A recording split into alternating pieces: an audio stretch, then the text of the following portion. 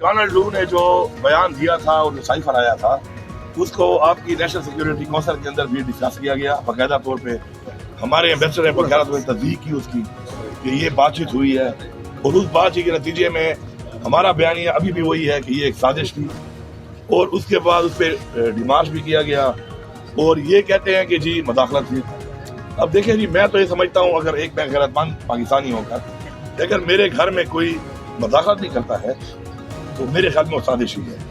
अब डोनाल्ड लू ने जो वहाँ पे बात की है, एक झूठा बयान उसे दे के उससे इनकार कर दिया, तो मेरे ख्याल में असद मजीद साहब को बुलाया जाए, इसको बुला के पूछा जाए कि जो बातचीत थी अगर ये बातचीत नहीं हुई थी तो साइफर भेजा किसने?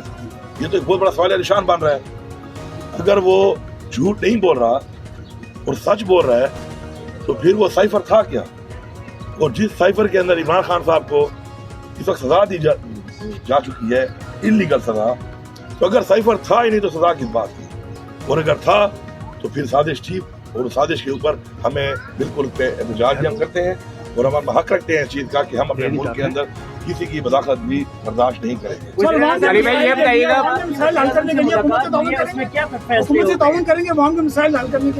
देखिए जी, हमारी जो अपनी हुकूमत है माशाल्लाह मखसूस है, हम आवाम के मसाइल हल भी कर रहे हैं। हमने हेल्थ कार्ड शुरू कर दिया है, हम इंशाल्लाह फलाई काम और भी कर रहे हैं, तरक्याती काम भी हम करेंगे और उसके लिए जो हमारे उन्होंने पैसे देने हैं वो हमारा हक है और अपना हक हम मांग रहे हैं, इंशाल्लाह हम देंगे इनसे अपना हक। बाकी ये जो हुकूमत बनी हुई है ये मैंडेट के बगैर है, अवाम ने इनको वोट नहीं दिया, मैंडेट चोरी हुआ है। हमारी अपील भी है और हमारा इस पर एहतजाज भी है और हम करते रहेंगे कि इसको बगैर तो में देखा जाए। पाकिस्तान के तारीख की बदतरीन धांधली की गई है, जिस तरीके से फॉर्म 47 को तब्दील करके 45 को तब्दील करके फॉर्म 47 तब्दील करके जो रिजल्ट दिए गए हैं उस पर हमारी 180 सीटें हैं जो जिस पे इन्होंने तकरीबन हमारी लगभग मोर देन 80 सीट्स इन्होंने चोरी की है। तो अब ऐसी हुकूमत जो कि अवाम के मैंडेट से ना आई हो, जिसके साथ अवाम की सपोर्ट ना हो और अवाम का मैंडेट चोरी करके आई हो, तो वो क्या डिलीवर करेगी? देखिए जी, इमरान खान साहब इस वक्त जो है वो कस्टडी में है और डील तो कभी भी इमरान खान साहब नहीं करेंगे, लेकिन बात यह है कि हमने हमेशा ये बात की, खास कर हमेशा ये बात की कि पाकिस्तान के लिए बैठने को तैयार है और उससे पहले जब वो गिरफ्तार नहीं भी हुए थे तो उन्होंने बारहा ये बात कही।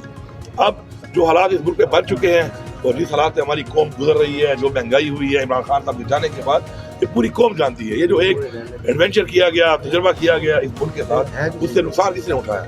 पाकिस्तान की आवाम ने और पाकिस्तान ने। इंशाल्लाह हमें पूरा यकीन है बहुत जल्द इमरान खान साहब रिहा होंगे और जो मुल्क के ये हालात बने हुए हैं उससे इमरान खान साहब ही मुल्क को निकाल सकते हैं। फॉर्म 45 और 47 के हवाले से वज़ीर-ए-आज़म से बात हुई कोई? यार वो खुद फॉर्म 47 वाला है, उससे मैं क्या बात करूंगा? मैं सुबह की बात करूंगा उससे। जिंदाबाद।